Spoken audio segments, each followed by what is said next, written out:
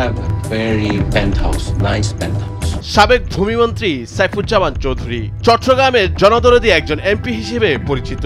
একজন সফল ব্যবসায়ী হিসেবে নিজেকে পরিচয় দিলেও থার্ড ওয়ার্ল্ড উন্নয়নশীল দেশের এমপি হয়ে বহির্বিশ্বে তার সম্পদের পরিমাণ দেখে রীতিমতো অবাক লন্ডন, দুবাই ও আমেরিকার ধনকুবেরা।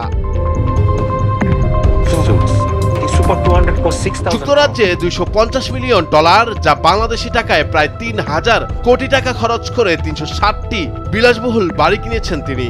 শুধু তাই নয়, এর চেয়ে আরো বেশি সম্পদ রয়েছে দুবাইতে। এই তথ্য জানিয়েছে কাতার ভিত্তিক সংবাদ মাধ্যম আল জাজিরা। আল জাজিরার অনুসন্ধানী ওই প্রতিবেদনে বলা হয়েছে, সাইফুজ্জামান চৌধুরী যুক্তরাজ্যে $250 মিলিয়ন খরচ করে ৩৬০টি বিলাসবহুল বাড়ি কিনেছেন। নিজের রিয়েল এস্টেট ব্যবসাকে সম্প্রসারণ করেছেন ব্রিটেন ছাড়াও দুবাই, নিউ ইয়র্ক, সিঙ্গাপুর এবং মালয়েশিয়ায়। প্রতিবেদনে বলা হয়েছে, সাইফুজ্জামানের বেশ ভালো সম্পর্ক ছিল সাবেক প্রধানমন্ত্রী শেখ হাসিনার সঙ্গে, যা তিনি নিজেই স্বীকার করেছেন।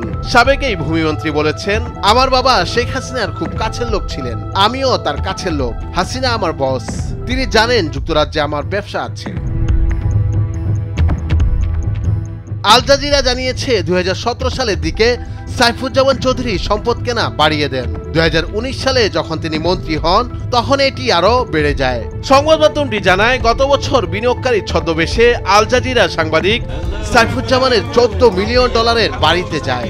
ওই সময় ছদ্মবেশী সাংবাদিককে সাইফুজ্জামান বড়াই করে জানান, তিনি কুমিরের চামড়ার হাতে তৈরি জুতা কেনেন।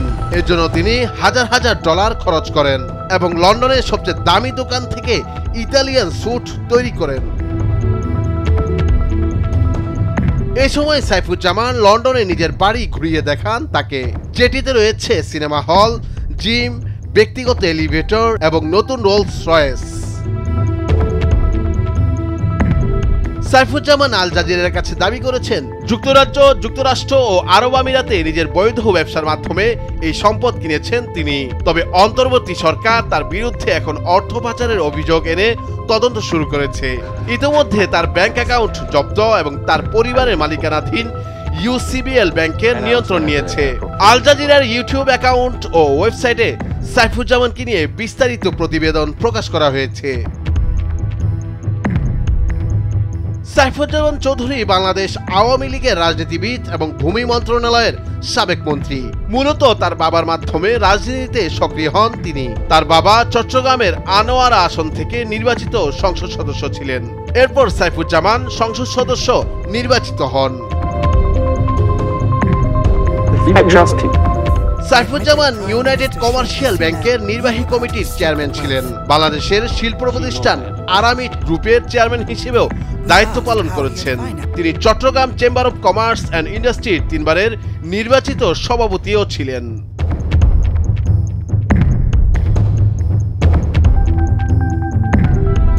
নুরুল আফসার, নিউজ ডেস্ক, ভোরের কাগজ।